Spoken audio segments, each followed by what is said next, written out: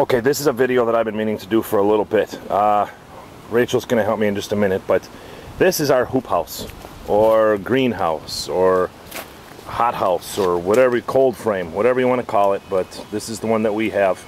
It's about 8 feet long, and every bit of, well, it's 4 feet wide, and this is from the back of the bed to the front up here.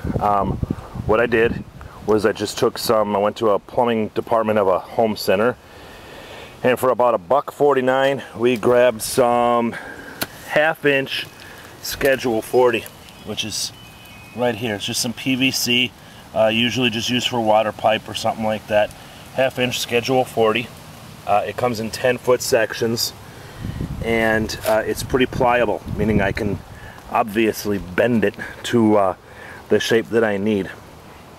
What I did was I actually found some information on how to make a hoop house or a greenhouse on one of the channels here on YouTube called The Produce Garden, which I'm going to try to link for you.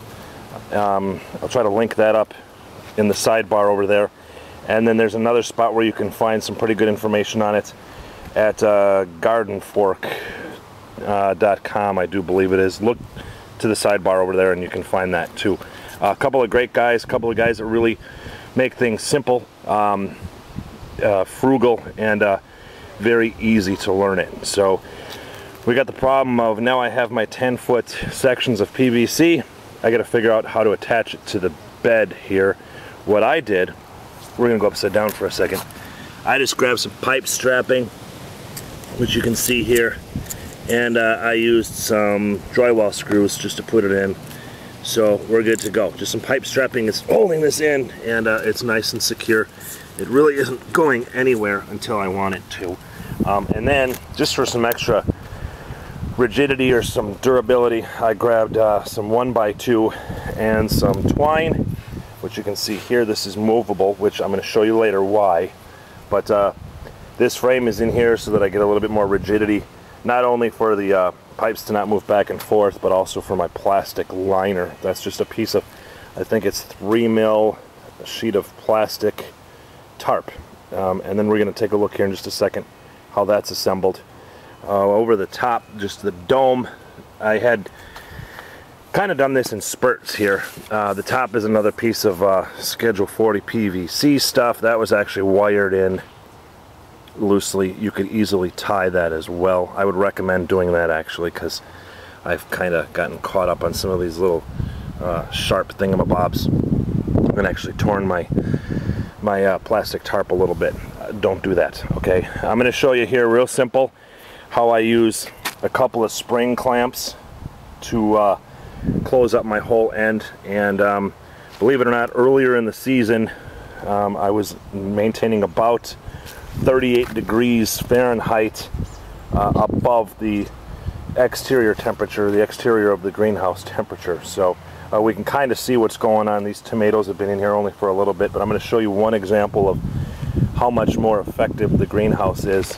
These are Brussels sprouts here. We can see they are extremely large.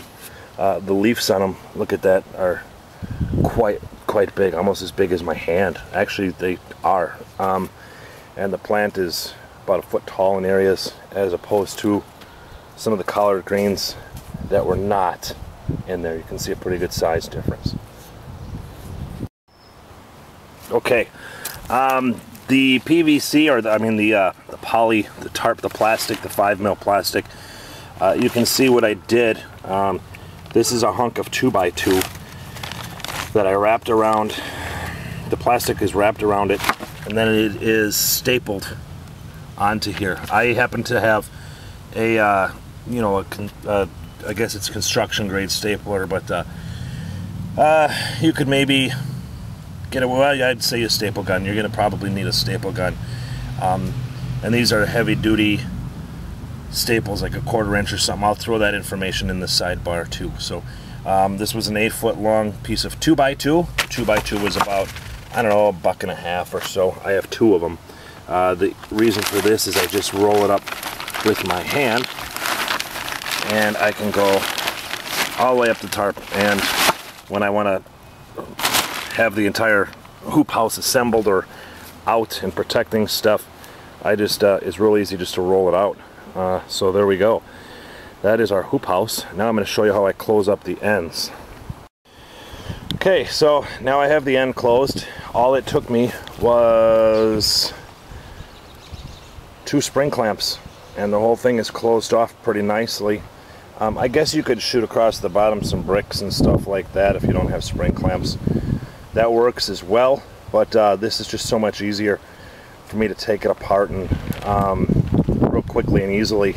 And I'm not fumbling with bricks and stuff like that. Let's take a look. Here's that wooden runner I was talking about, and the top one. We're looking pretty decent. Let's take a look inside.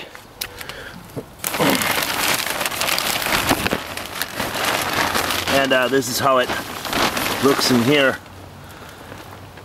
Nice and, wow, this has only been up for a couple minutes and it's already warm in here. I obviously have to clean my soil.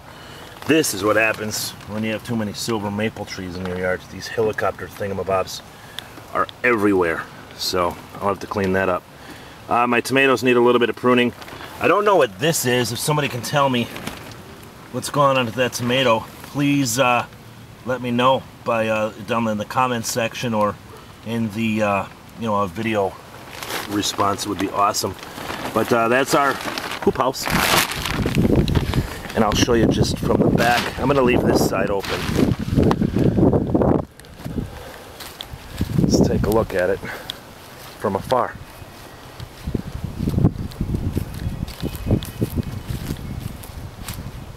So that's how it looks.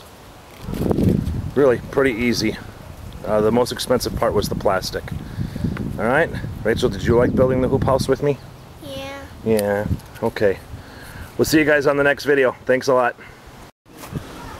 Okay, so I was putting down some straw mulch into the bed here all around my tomatoes underneath the hoop house, and I realized that I had forgotten to tell you why I made these wooden runners here, the reinforcements on strings, so I could slide them up and down. Well, that's kind of right here.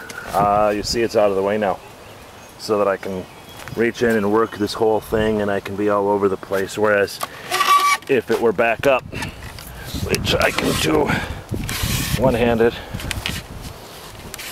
if it were up in the air still, not crooked, but if it were still up, then that would be in the way. So I just get it so that I can slide it down, and it's entirely out of my way, and everything's workable.